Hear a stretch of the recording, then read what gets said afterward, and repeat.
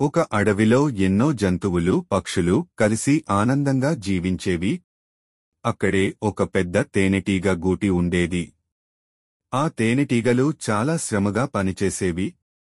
ప్రతిరోజూ పూల నుండి తేనె సేకరించి గూటిలో నిల్వ చేసేవి. ఒకరోజు ఒక కాకి ఆ తేనెగుట్టును గమనించింది. ఈ తేనె చాలా రుచిగా ఉంటుంది, నేను అది తినాలి అని ఆలోచించింది. వెంటనే అది గూటి దగ్గరకు వెళ్లి తేనె తినడానికి ప్రయత్నించింది. కాని తేనెటీగలు ఆ కాకిని గమనించి దాన్ని తోలివేశాయి. కాకి మళ్లీ ప్రయత్నించేది, కాని ప్రతిసారి తేనెటీగలు దానిని గట్టిగా ఎదురించేవి. చివరికి కాకి ఓ నిర్ణయం తీసుకుంది. తేనెటీగలతో మాట్లాడాలని నిర్ణయించింది. మీ తేనెను కొద్దిగా నాకు ఇస్తే నేను మిమ్మల్ని ఎప్పుడూ బాధించను అన్నది కాకి.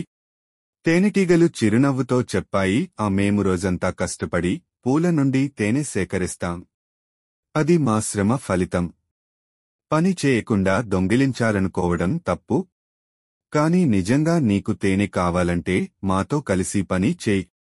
తర్వాత నీకు తేనె ఇవ్వబడుతుంది. కాకి తలనొప్పిగా అనిపించినా తేనె కోసం తేనెటీగలతో కలిసి పనిచేసింది. కొన్ని రోజులు కష్టపడి పనిచేసిన తర్వాత తేనెటీగలు కాకికి తేనె ఇచ్చాయి. శ్రమకు ఫలితం తప్పకుండా ఉంటుంది. ఇతరుల శ్రమను దొంగిలించకుండా మనమే కష్టపడాలి.